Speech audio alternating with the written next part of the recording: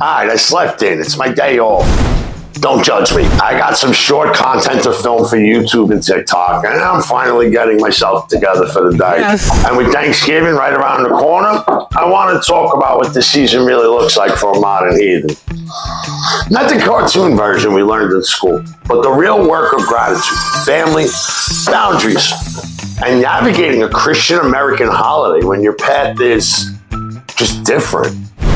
So somebody dropped off a whole case of tomatoes back there, and I'm gonna can them up, because canning and pickling are my happy place.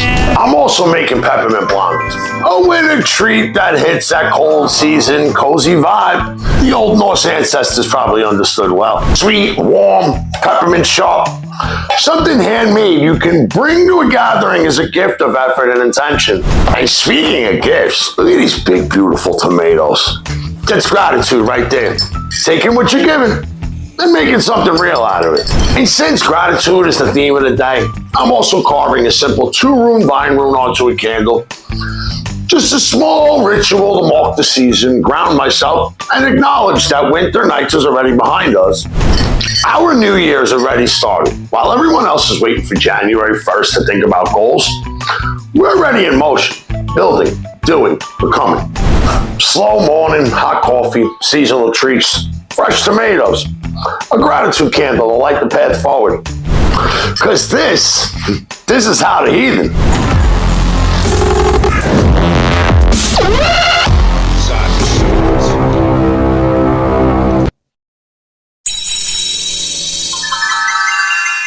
I'm out here in Bristol Borough with the Delaware River behind me. A river that's seen more actual history than the version of Thanksgiving we got fed in school. You remember that story? The Pilgrims show up, they're starving, the natives kindly help them survive, and everyone sits down together like it's the season 1 finale of some wholesome family sitcom. Cute story. Zero resemblance to reality. Because the truth is, the Pilgrims aren't exactly the warm, grateful neighbors we were taught about. What really happened was closer to nice land you have here. Shame if someone brought disease, pushed you off of it, and then wrote themselves in as the heroes. Indigenous people were pressured, coerced, and straight up forced to help the colonists. And the peace we celebrate in November lasted about as long as a bag of Doritos after a bong hit. And yet, here's the twist. The idea of taking a day to acknowledge gratitude, well, that does line up with heathen values. We don't need the fictional dinner table moment to understand honoring harvest, thanking the hands that helped us survive the year, and sharing what we've built. So we're reframing the day, not erasing it, taking the good, ditching the myth, and grounding Thanksgiving in something real. I just left the market. I picked up the white chocolate chips, milk, butter, and now let me ride back home on the e-bike.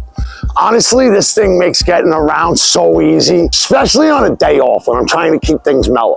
Gym's already done, errands are done, and now I can actually settle into the rest of the day without rushing around like a maniac. And rolling through my neighborhood like this gets me thinking about how we navigate Thanksgiving as modern heathens. My phone actually died while I was out, so I had to ride back to finish this segment of the video, which honestly feels perfectly on brand for my day off today.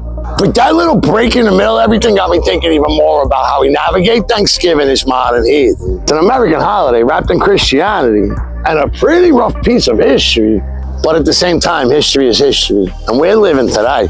Most people aren't celebrating or honoring the Pilgrims. They're just excited for food, family, and hopefully avoiding the one relative who treats conspiracy theories like they're dogmatic gospel. But for us to pay this attention, we don't have to pray like Christians. We don't have to pretend the holiday's origins align with our beliefs. We can bow our head out of respect or stand in quiet reflection.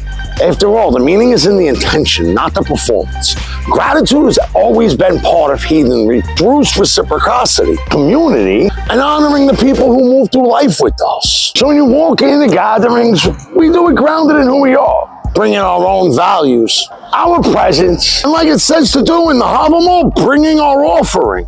Even if today's offering is a tray of peppermint blondies I'm gonna bake after I take a much needed nap, listen to your body. Rest is part of the work. So apparently I was way more wiped out than I thought because I slept straight through the night. I'm not even mad about it. Sometimes your body throws the brakes on and you just gotta respect it.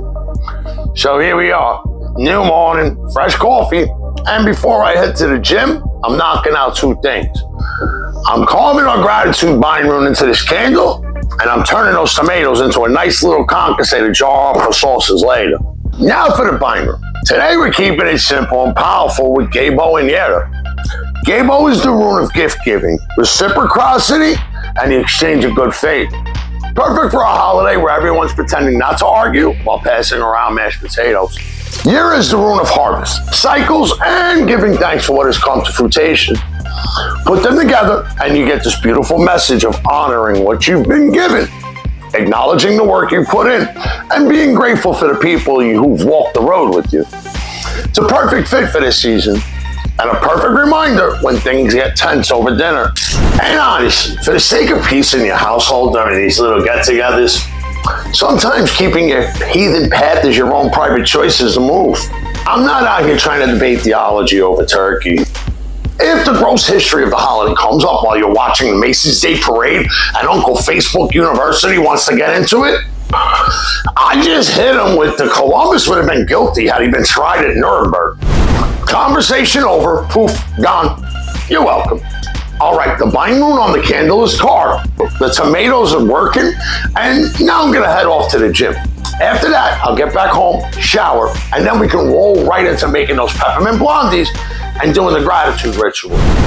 This video is going to be uploaded later today, so I gotta get moving.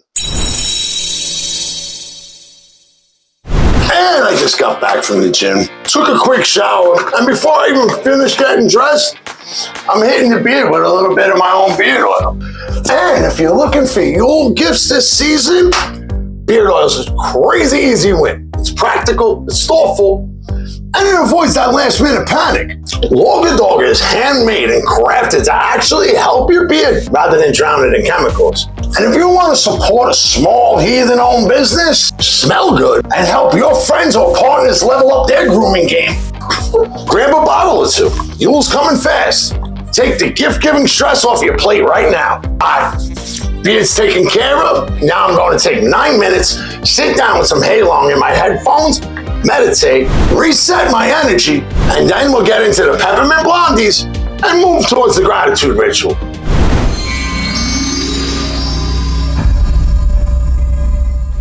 Alright, the recipe is on the Discord for anyone who wants exact measurement. But right now, we're shifting into the heart of this holiday and the point of this whole video, community. Because while we're melting butter, folding in white chocolate, and hitting the cast iron with a peppermint kiss batter, we're also leaning into something Odin himself stressed again and again in the Havamal. The importance of bringing gifts from your tribe, showing up with something in hand, and strengthening bonds through hospitality. That's one thing I love about baking for these gatherings. It's not just a dessert, it's a gesture. I thought of you before I walked through the door. And that's deeply heathen. Reciprocity, connection, mutual respect. Even if you're walking into a Thanksgiving celebration that isn't framed in your faith, what you bring, food, presents, effort, still reflects who you are. And these peppermint blondies, they actually fit the season better than people think. White chocolate brings that soft sweetness of winter. Peppermint echoes the cold breath of the season, and the blondie base is simple, hearty, comforting, very much in line with the flavors of northern winters. And baking in a cast iron skillet, that's the extra punch of tradition. Cast iron feels ancient, durable, something your ancestors would actually recognize. So as this goes into the oven, think of it less like baking a treat and more like making an offering to your friends, your family, your community, or whoever's table you're walking into. Because gifts strengthen bonds, and Odin made damn sure we don't forget that. All right, 23 minutes is up. Oh, this thing is gorgeous. Look at that. Oh. Show up to your in-laws' house with that, they won't care what religion you are. Oh my God, this thing smells delicious. I pulled it out of the oven. Hope texted me from the 3rd floor. I smell peppermint. Give it a shot.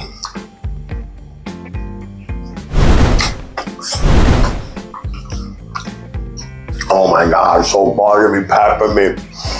This is absolutely fantastic. It is a showstopper.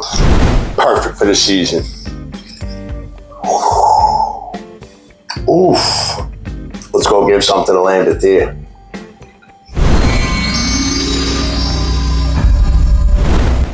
I'm settling into this moment, thinking about everything that brought me here. The land beneath me, the air I breathe, the water that nourishes life, and the people who shape my world. There's a calm energy in knowing I can pause, honor it, and set my intentions without distraction. Today isn't about spectacle or showing off.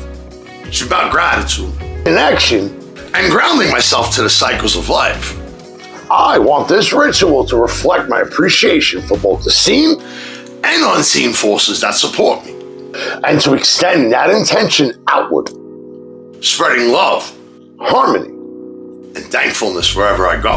Spirits of this land, this flame represents my respect, my gratitude, and my intent. I ask that the bindrune carved into this candle be activated.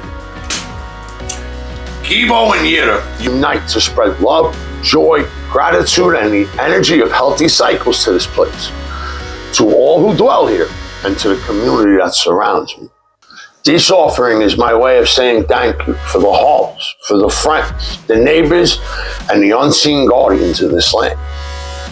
May the energy of this bindrune carry these intentions outward, strengthening bonds, fostering reciprocity, and spreading harmony and respect. Let this act of giving honor the spirits, the cycles, and the blessings that support us all. May the water carry my gratitude to the earth. May this ritual leave peace, balance, and thankfulness behind. And may the activation of this bindrune continue to spread love, joy, and harmony far beyond this space, touching hearts and homes in ways seen and unseen. Hail the ancestors, hail the landvættir, hail the gods.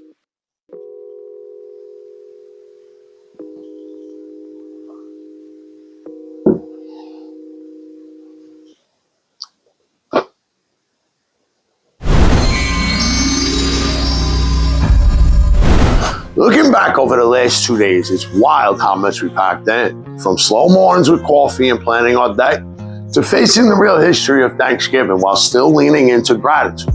It all flowed together. We honored the past without letting it control the present. We moved through action, running errands, riding the e-bike, gym, shower, prepping food, all small but meaningful ways of caring for ourselves and our community. The peppermint blondies, the tomato concassette, the candle, and the Gebo Jera bindrune ritual. It was all about grounding intention, giving thanks, and connecting with the land spirits and the unseen. But what stands out to me the most is balance, gratitude in thought, in action, in ritual, in food, and in community. 2 days of living deliberately, honoring our own path, and stepping into the new year with momentum, while the rest of the world is just catching up. So that's it, tribe. 2 days of slowing down, cooking, honoring the land, grounding ourselves, and navigating a holiday that's complicated to say the least.